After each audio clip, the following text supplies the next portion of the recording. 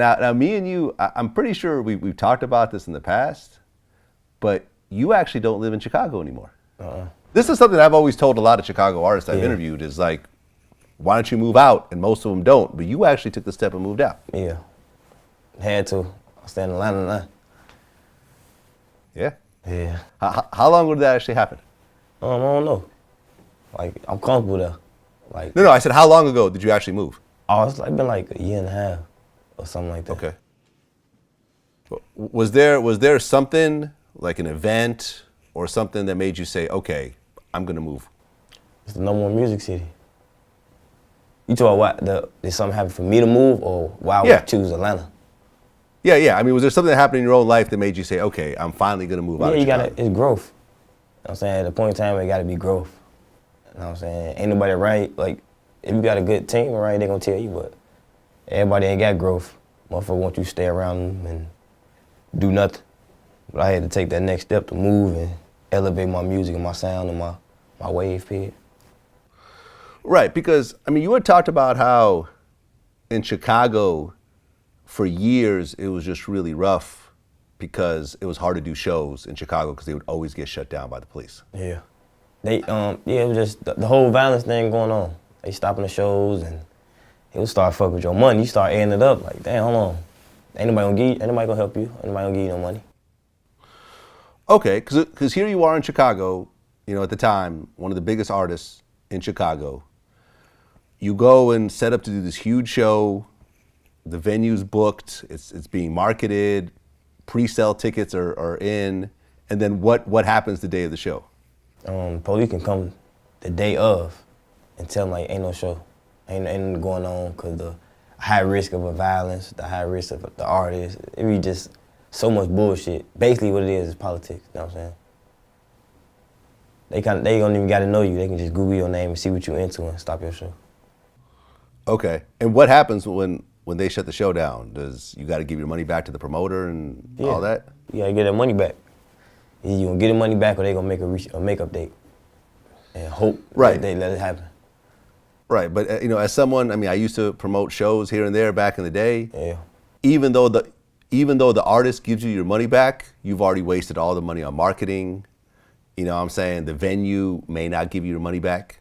Yeah. And it becomes a fucked up situation where you don't want to book the artist again, not because you don't like the artist, just because of how bad the situation is. Yeah, but it'd be most likely Chicago. Like, that's where it was only happening at. Like, even the surrounding cities or different cities, it was never happening. It was just like only Chicago, so it was like rough. Cause on the come up, that's like who was running us at the time. Like our first shows was like Chicago, and they were like, "Nah, no show." I'm like, "Damn." Yeah, fucking man. That paper up. Well, you know what's interesting is, you know, for the longest time, whenever we report on Chicago violence, it's always like Chicago sets a new record for gun violence. 4th of July is the worst 4th of July for shootings, etc. But we actually just put up a new article that said that Chicago violence is down by 25%. Came down.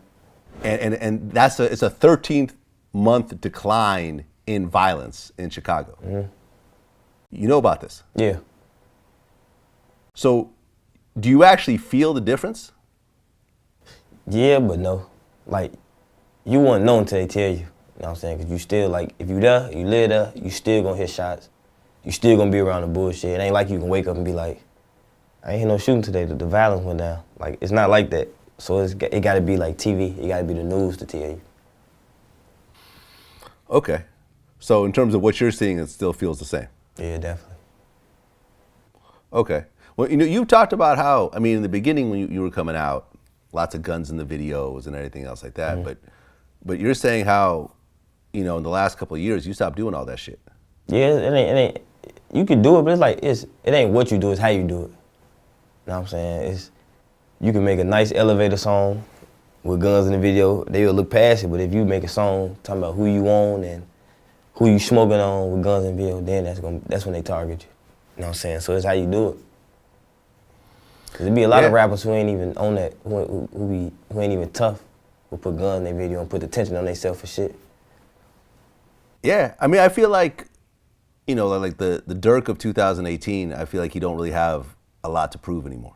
I I gotta just prove to my fans that what the label was doing to me. You know what I'm saying? And elevating, getting past that bullshit. Yeah, man. I mean, you know, you got to have the growth. Got to. Because if At you the end keep of the doing day, the same dumb shit over and over again.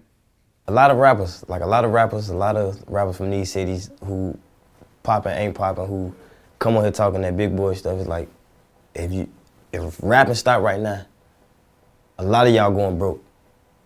A lot of y'all gonna be broke. It's like, what you gonna do now? Like, I got my own trucking company, own real estate company, like. Wait. This is actually interesting. You have your own trucking company. Yes. How many trucks? Oh, we started off with 2. We got like 8 or 9. You got 9, what, the big rigs? Yes, 18-wheelers. Really? Yes. This is dope because, you know, I actually have an Instagram page called Vlad Stocks where we talk about, you know, financial literacy and investing and stuff like that. And I feel like this is something that hip hop doesn't really push. You know, They're not gonna push it. Yeah, because hip hop pushes consumption.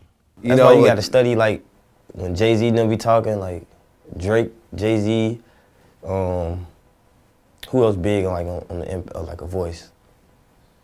In terms of what, like how to handle your money and so forth. Like Diddy. Yeah. It's like some people look past that. They don't be making the motivation videos for nothing. Like 50. Like they make real videos to show you like this what I'm doing. It ain't to shit on you.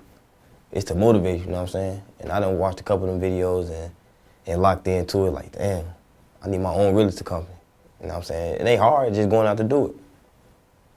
Okay, so you have your own trucking company with, Yes. with 9 trucks. And you guys basically just contract out to people that need shit moved, like Amazon or whoever else? Like you gotta like sign up for it and like hope they pick you up. I'm saying you gotta get picked up for it. Then you push the trucks to them. You get drivers. It can be anybody, but you gotta have the right drivers. Like I don't want no motherfucker who get high, who off any type of drugs, who drink all day to be on the road with my shit. You feel me? So we picking all smart motherfuckers, everybody who ready to work and think. That's tough, man. I love that. I love that, and I wish that the hip hop cats would push that a lot more than bragging about how much their chain just cost. See, you'll never know. That's probably their last money. Like you never know. Like, but that's hip hop right now. Flexing, turning up. Like shout out to everybody who doing it. Yep, and you have a realty company also. Yes. So what are you doing with that? Buy houses. We actually finna close on our second house on. You know, just a start. So next time I come to you, I'm like, shit, I'm on my 59th house. This is about just getting some money. Make sure your kids straight. Oh yeah, man. No, I mean, one of the people that work with me, they have stock in a railroad company, right?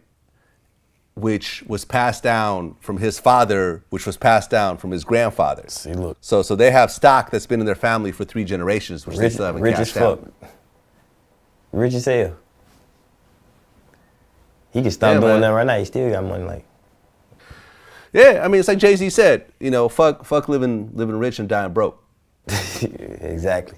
Because you're going to go into that casket the same way you went in that motherfucker. No, absolutely, man. I applaud you for that. And, I'm going to ask you to push some of that shit in your music too, not just an interview. Oh, yeah, of course. That's where it start off at. Yeah. Definitely.